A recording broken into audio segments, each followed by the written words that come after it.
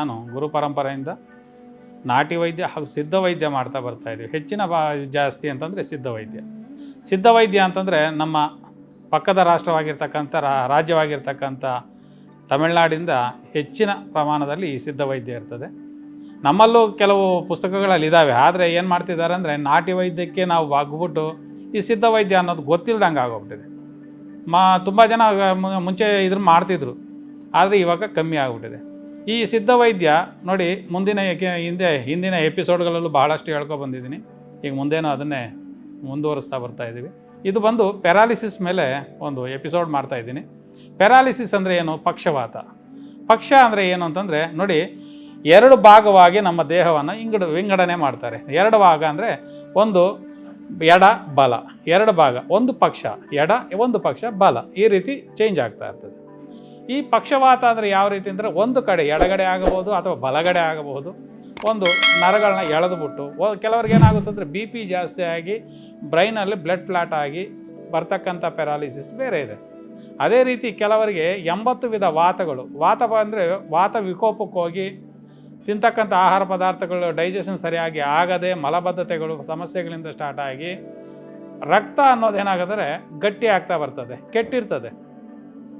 ಅಂಥ ಸಮಯದಲ್ಲಿ ಏನಾಗುತ್ತೆ ಅಂತಂದರೆ ಕೈ ಕಾಲುಗಳು ತಿಮ್ರ ಬರೋದು, ಜೋಮ್ ಬರೋದು, ಒಂಥರ ಸ್ವಲ್ಪ ಹೊತ್ತು ಹಿಂಗೆ ಹಿಡ್ಕೊಂಡು ಕುತ್ಕೊಂಡ್ಬಿಟ್ರು ಅನ್ಕೊಳ್ಳಿ, ಹಾಗೇ ಜೋಮ್ ಹಿಡಿತಾ ಇರ್ತದೆ. ಬ್ಲಡ್ ಸರ್ಕ್ಯುಲೇಷನ್ ಸರಿಯಾಗಿ ಆಗದೆ ಇರ್ತಕ್ಕಂಥ ಸಮಸ್ಯೆಗಳಿರ್ತಕ್ಕಂಥವರು ಈ ಒಂದು ಸಿದ್ಧ ವೈದ್ಯವನ್ನು ಯಾವ ರೀತಿ ಉಪಯೋಗಿಸ್ಕೋಬೋದು ಅಂತ ಕೆಲವು ವೈದ್ಯರುಗಳು ಬೇಕಾದರೆ ಈ ರೀತಿ ಅಂತ ನಾನು ತೋರಿಸ್ಕೊಡ್ತೀನಿ, ಅವ್ರು ಮಾಡ್ಕೋಬೋದು. ಅದೇ ರೀತಿ ಯಾರಿಗಾದ್ರೂ ಸಮಸ್ಯೆ ಇರ್ತಕ್ಕಂಥವ್ರು ಏನು ಅಂತಂದರೆ ಅದು ಸಿಂಪಲ್ ರೆಮಿಡೀಸು ಕೆಲವು ನಾಟಿ ವೈದ್ಯದಲ್ಲಿ ನಾನು ಬಹಳಷ್ಟು ವೀಡಿಯೋಗಳಲ್ಲಿ ಹೇಳಿದ್ದೀನಿ. ಈ ಪ್ಯಾರಾಲಿಸಿಸ್ಗೆ ಈ ಸಿದ್ಧ ವೈದ್ಯದಲ್ಲಿ ನಾವೇನು ಕೊಡಬಹುದು ಅನ್ನೋದನ್ನು ನಾನು ತೋರಿಸ್ಕೊಡ್ತೀನಿ.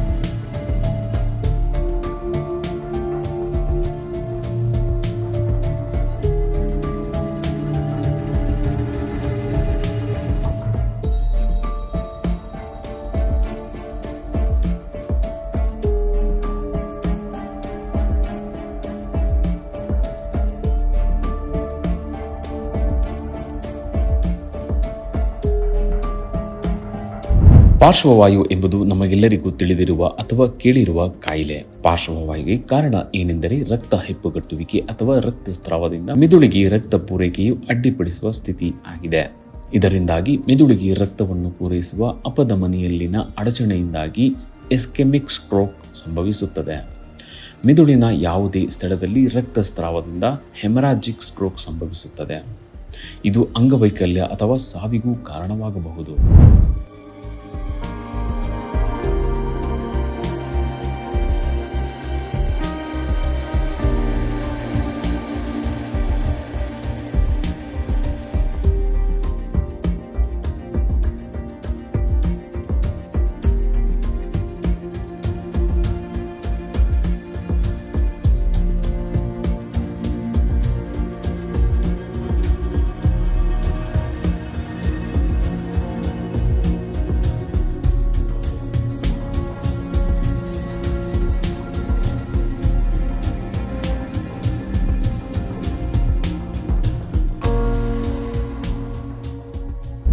ಭಾರತದಲ್ಲಿ ಹೆಚ್ಚಿನ ಸಂಖ್ಯೆಯ ಸಾವಿಗೆ ಸ್ಟ್ರೋಕ್ ಅಥವಾ ಪಾರ್ಶ್ವವಾಯು ಕೂಡ ಕಾರಣವಾಗಿದೆ.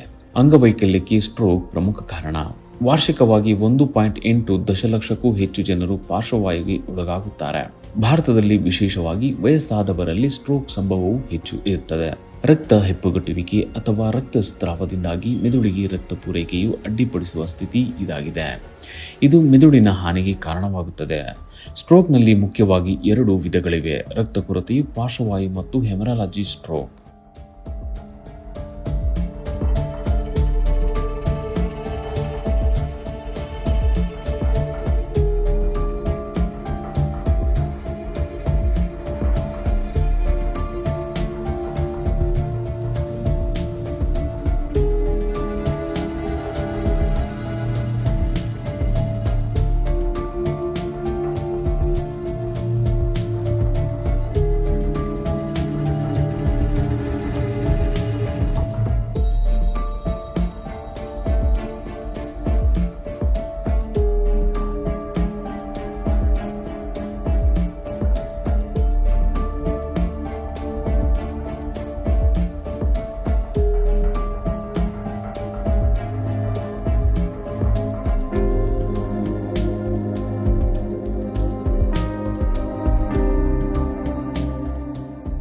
ಸ್ಟ್ರೋಕ್ನ ಸಾಮಾನ್ಯ ಲಕ್ಷಣಗಳೆಂದರೆ ಕೈಗಳು ಅಥವಾ ಕಾಲುಗಳಲ್ಲಿ ದೌರ್ಬಲ್ಯವನ್ನು ಅನುಭವಿಸಬಹುದು.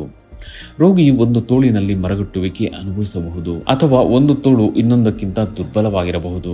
ಕೆಲವು ಜನರು ತಮ್ಮ ಕೈಗಳನ್ನು ಎತ್ತುವಾಗ ತೊಂದರೆ ಅನುಭವಿಸಬಹುದು. ಸ್ಟ್ರೋಕ್ನಿಂದ ಬಳಲುತ್ತಿರುವ ವ್ಯಕ್ತಿಯು ಗೊಂದಲಕ್ಕೆ ಒಳಗಾಗಬಹುದು. ಅರ್ಥವಾಗದ ಪದಗಳನ್ನು ಮಾತನಾಡಲು ತೊದಲಬಹುದು. ವ್ಯಕ್ತಿಗೆ ಭಾಷೆಯನ್ನು ಸರಿಯಾಗಿ ಮಾತನಾಡಲು ಅಥವಾ ಅರ್ಥ ಮಾಡಿಕೊಳ್ಳಲು ಕಷ್ಟವಾಗಬಹುದು.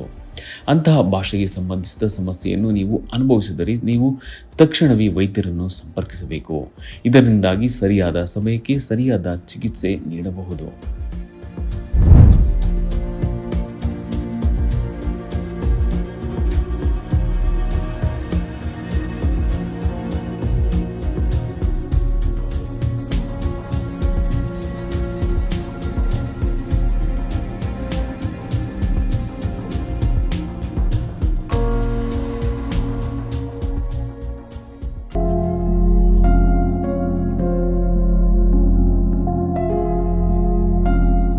ಪಾರ್ಶ್ವವಾಯುವಿನಿಂದಾಗಿ ಮೆದುಳಿನ ಒಂದು ಭಾಗವು ಸಂಪೂರ್ಣವಾಗಿ ಅಥವಾ ಭಾಗಶಃ ಪರಿಣಾಮ ಬೀರಬಹುದು. ಇದು ವ್ಯಕ್ತಿಯ ಸಮತೋಲನ ಮತ್ತು ಸಮನ್ವಯದ ಮೇಲೆ ಪರಿಣಾಮ ಬೀರುತ್ತದೆ. ಇದರಿಂದಾಗಿ ವ್ಯಕ್ತಿಯು ನಡೆಯಲು ಸಾಧ್ಯವಾಗುವುದಿಲ್ಲ ಮತ್ತು ಅಸಮತೋಲನ ಹೊಂದಬಹುದು. ಅಸಾಮಾನ್ಯ ಮತ್ತು ತೀವ್ರ ತಲೆನೋವು ಪಾರ್ಶ್ವವಾಯುವಿನ ಪ್ರಮುಖ ಚಿಹ್ನೆಯಾಗಿರಬಹುದು. ಹಲವಾರು ದಿನಗಳವರೆಗೆ ಇರುವ ತಲೆನೋವನ್ನು ನಿರ್ಲಕ್ಷಿಸಬಾರದು. ಈ ನೋವು ಕೆಲವು ಕಾರಣಗಳಿಂದ ಉಂಟಾಗಿರಬಹುದು. ರೋಗಿಯು ತಲೆನೋವು ಜೊತೆಗೆ ವಾಂತಿ, ತಲೆ ತಿರುಗುವಿಕೆ ಮತ್ತು ಪ್ರಜ್ಞೆಯ ಕೊರತೆಯಂತಹ ಇತರ ರೋಗ ಲಕ್ಷಣಗಳನ್ನು ಸಹ ಅನುಭವಿಸಬಹುದು.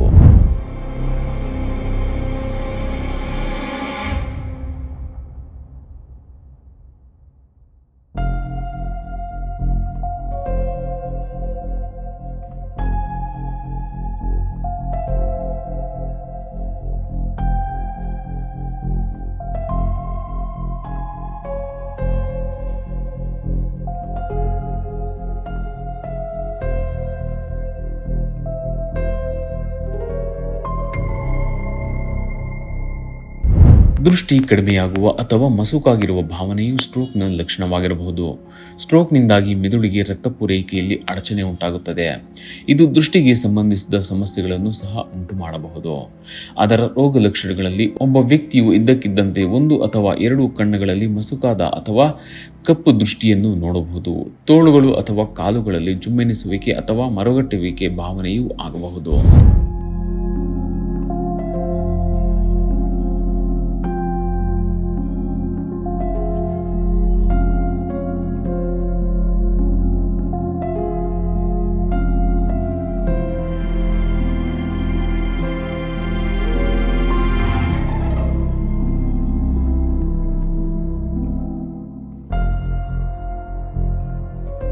ಪಾರ್ಶ್ವವಾಯು ಅಥವಾ ಲಕ್ವಾ ಸಮಸ್ಯೆ ಕಾಣಿಸಿಕೊಂಡ ನಂತರ ವೈದ್ಯರನ್ನು ಭೇಟಿ ಮಾಡಿ ಚಿಕಿತ್ಸೆ ಪಡೆಯುವುದಕ್ಕಿಂತ ಲಕ್ವಾ ಸಮಸ್ಯೆ ಬರುವ ಮುಂಚೆಯೇ ಕೆಲವು ರೋಗ ಲಕ್ಷಣಗಳು ಮುನ್ನೆಚ್ಚರಿಕೆಯನ್ನು ನೀಡುತ್ತವೆ.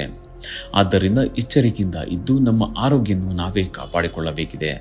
ಪಾರ್ಶ್ವವಾಯು ಸಮಸ್ಯೆಗೆ ನಮ್ಮ ಪಾರಂಪರಿಕ ಮತ್ತು ನಾಟಿ ಔಷಧ ಪದ್ಧತಿಗಳಲ್ಲೂ ಚಿಕಿತ್ಸೆ ನೀಡುತ್ತಾರೆ.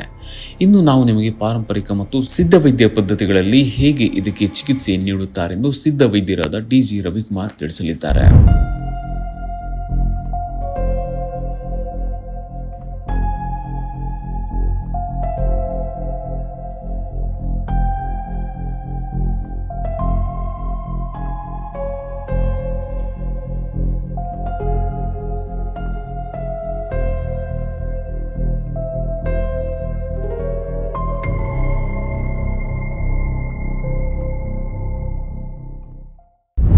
ಇವತ್ತು ಪ್ಯಾರಾಲಿಸಿಸ್ ಪಕ್ಷವಾತ ಬಂದ ಕೂಡಲೇ ಏನು ಮಾಡ್ತಾರೆ ಅಂದರೆ, ಒಂದು ವ್ಯಕ್ತಿ ಭಯ ಬಿದ್ದು ಬಿಡ್ತಾನೆ.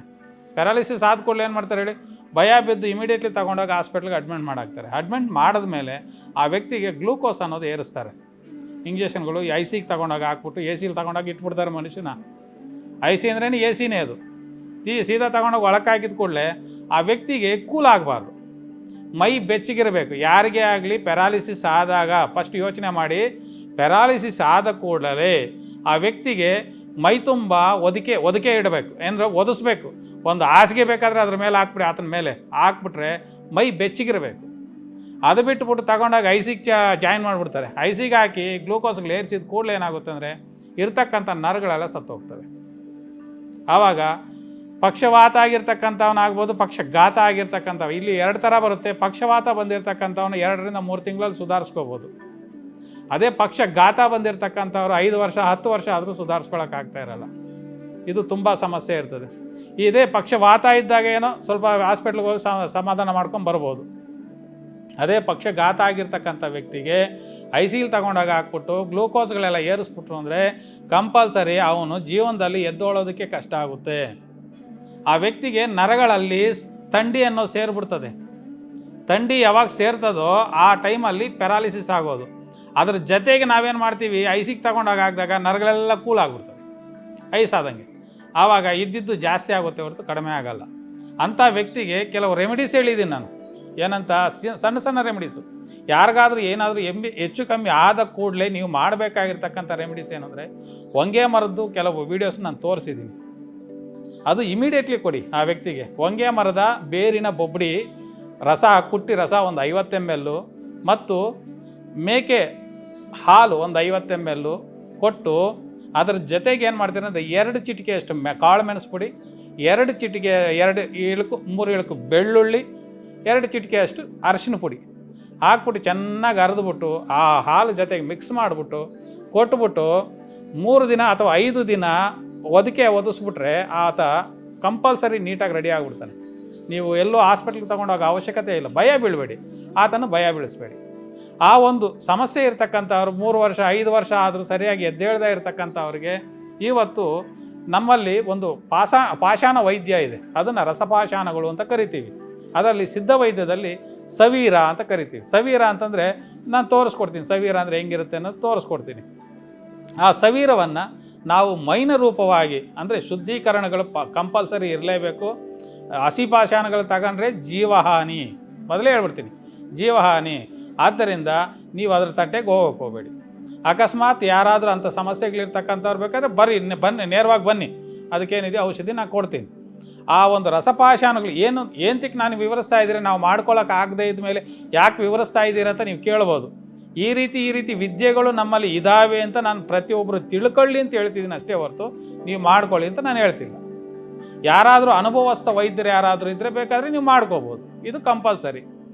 ಈ ರೀತಿ ಇರ್ತಕ್ಕಂಥವ್ರು ಈ ಅದು ಸವೀರ ಮೈನವನ್ನು ಪ್ರತಿನಿತ್ಯ ಎಷ್ಟು ಪ್ರಮಾಣ ಗೊತ್ತದು, ಅಕ್ಕಿ ಕಾಳು ಅಂದರೆ ಅರ್ಧ ಅಕ್ಕಿ ಕಾಳು ಪ್ರಮಾಣ ತಗೊಂಡ್ರೆ ಸಾಕು, ಆಯ್ತಲ್ಲ. ಆ ರೀತಿ ತಗೊಂಡಾಗ ಸಮಸ್ಯೆಗಳು ಬಗೆಹರಿತಾ ಬರ್ತವೆ. ನಾವೇನು ಮಾಡ್ತೀವಿ ಅಂದರೆ ಬರೀ ಅದನ್ನೇ ಕೊಡೋಕ್ಕಾಗಲ್ಲ. ಬರೀ ಅಷ್ಟೇ ಅಕ್ಕಿ ಕಾಳು ಪ್ರಮಾಣ ಕೊಟ್ಟು ಅನ್ಕೊಳ್ಳಿ, ಅದು ಚೇತರಿಸ್ಕೊಂತದ್ದು. ಆದರೆ ಸೈಡಲ್ಲಿ ಆಗಿರ್ತಕ್ಕಂಥ ಎಫೆಕ್ಟ್ಗಳಿಗೆ ಕೆಲವು ಔಷಧಿಗಳನ್ನ ಅದ್ರ ಜೊತೆಗೆ ಮಾಡಿ ಕೊಡ್ತಾ ಇರ್ತೀವಿ. ಏಕದಮಾಗಿ ಡೈರೆಕ್ಟಾಗಿ ಕೊಡೋಕ್ಕಾಗಲ್ಲ ಅಂತ. ಈ ರೀತಿ ಇರ್ತಕ್ಕಂಥ ಒಂದು ಸಿದ್ಧ ವೈದ್ಯನ ಯಾವ ರೀತಿ ನಾವು ಪರಿಣಿತರಿದ್ದಾಗ ಅದನ್ನು ಮಾಡಿಕೊಂಡ್ರೆ ಎಂತೆಂಥ ರೋಗಗಳು ವಾಸಿ ಆಗ್ತವೆ ಅಂದರೆ 80 ವಿಧ ವಾತಗಳನ್ನು ನಾವು ಈ ಒಂದು ಸವೀರ ಮೈನ ಆಗ್ಬೋದು, ಸವೀರದ ಔಷಧಿ ಆಗ್ಬೋದು ಬಳಸ್ಕೊಂಡಾಗ 80 ವಿಧ ವಾತಗಳನ್ನು ಹೊಡಿತದೆ.